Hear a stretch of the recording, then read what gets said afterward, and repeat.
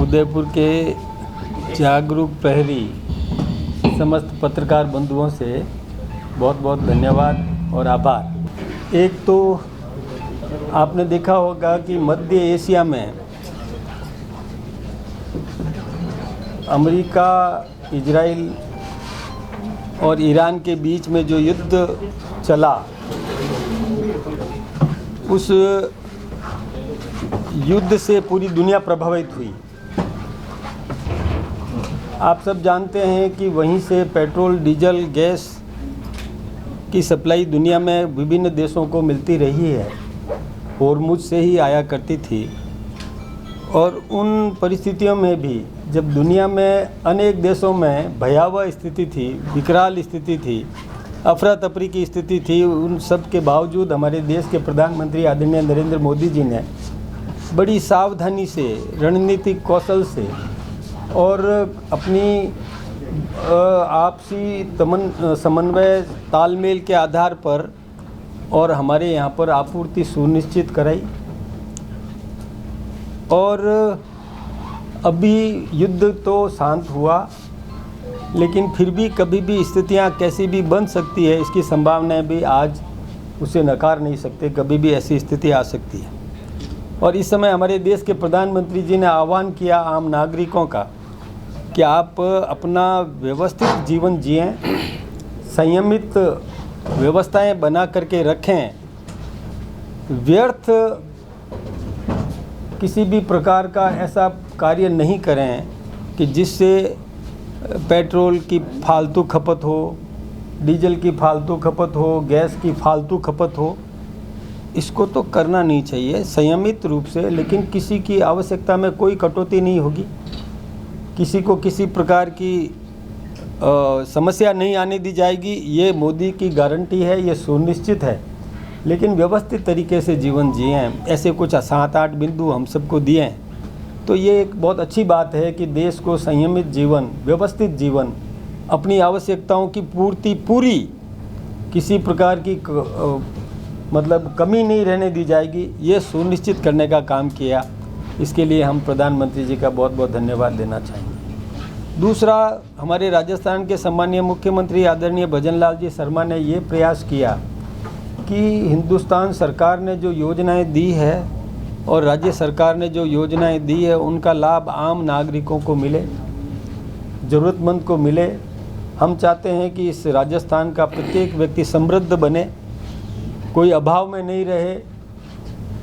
अंतिम छोर के व्यक्ति को भी वो सब सुविधाएं मिलना चाहिए जो और संपन्न व्यक्ति को मिला करती है। यानी प्रत्येक व्यक्ति आत्मनिर्भर बने, अपने पैरों पर खड़ा हो, स्वाभिमान संपन्न अपना जीवन जिए। उसकी कमियों की पूर्ति करने के लिए राज्य सरकार कमर कस करके तैयार खड़ी है। इसके लिए उन्होंने प्रत्येक विधानसभा में रथ भेजे हैं।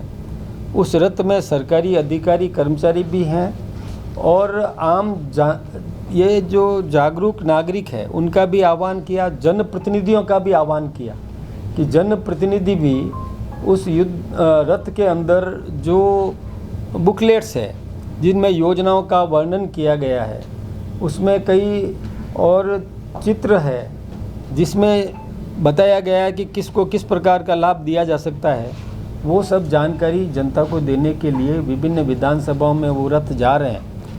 और आम जनप्रतिनिधि वो राजनीति से हटकर साथ में जुड़कर उन योजनाओं का लाभ जनता में चिन्हित करके कि किसको दिया जा सकता है।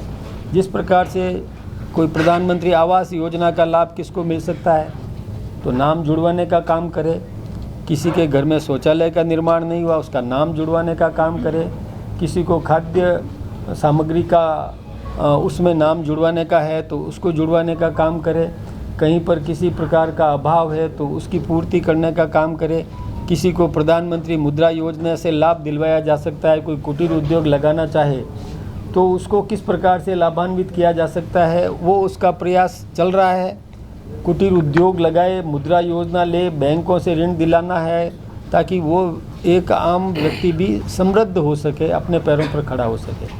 इसके अलावा भी किसान को भी प्रेरित करने का काम उसमें है कि किसान अपनी भूमि की जांच करवा कर उसका सर्टिफिकेट ले ले, किस प्रकार का बीज बोना चाहिए, किस प्रकार का उसमें खाद डालना चाहिए, कैसे जैविक कृषि हो सकती है, कैसे और खेती हो सकती है, उसमें फलदार पौधे लगाना, फूलदार लगाना, कोई औषधि लगाना या खाद्य सामग्री उगाना, ये सब किसान को प्रेरित करने का काम किया।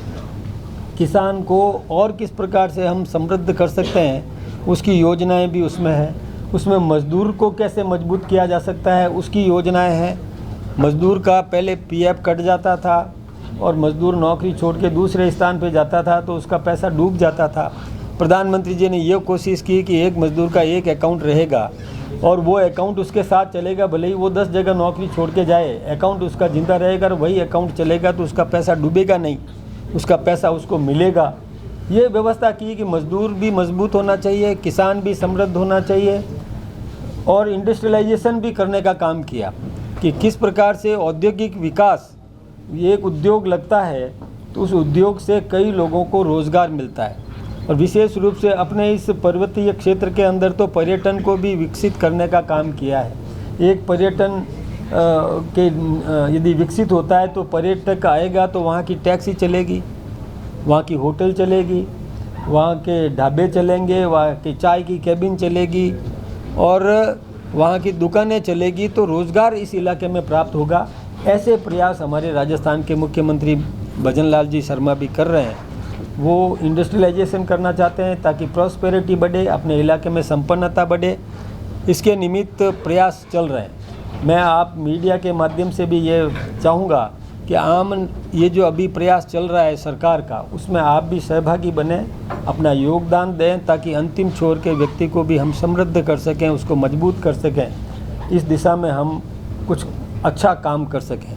दूसरा, ऐसे समय में कई लोग इस प्रकार का प्रयास कर रहे हैं जो उकसाना चाहते हैं, जनता को भड़काना चाहते हैं। तो मैं मीडिया से ये निवेदन करना चाहूँगा कि आप भी लोकतंत्र का चौथा स्तंभ है।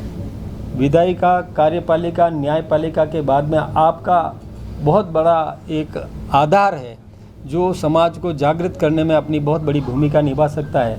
इसलिए मैं आपसे भी यही प्रार्थना करना चाहूँगा कि जो प्रधानमंत्री जी ने कहा कि संयमित जीवन जिएं, अपनी पूरी आवश्यकताएं पूरी करें, लेकिन व्यर्थ में कहीं पर भी और ऐसा काम नहीं करें कि जिसकी आवश्यकता नहीं है। अनावश्यक रूप से कोई भी ऐसा कदम नहीं उठाएं। तो इसमें भी मैं सोचता हूँ कि विपक्ष भले ही विरोध करता है, लेकिन सकारात्मक भूमिका विपक्ष को निभाना चाहिए, वो नहीं निभा पा रहा है। आपसे मैं अपेक्षा करता हूँ कि आप जागरूक हैं, सकारात्मक हैं, समझ रखते हैं और समझ समाज को देना चाहते हैं। इसलिए मुझे आप सबसे यही निवेदन करना था। मैं फिर से निवेदन करूँगा कि हमारी सरकार की जो योजनाएं हैं उनको पूरा करवाना, उनका आम नागरिकों को लाभ दिलवाना, इसमें भी भूमिका निभाएं, क्योंकि जनप्रतिनिधि, कार्यकर्ता, अधिकारी सभी मिल करके और हम समृद्ध करना चाहते हैं, आत्मनिर्भर भारत बनाना चाहते हैं, स्वाभिमान संपन्न भारत बनाना चाहते हैं। और मुझे आपसे यही निवेदन करना था। इसके लिए आपको तकलीफ दी, आपका बहुत बहुत अभिनंदन, धन्यवाद।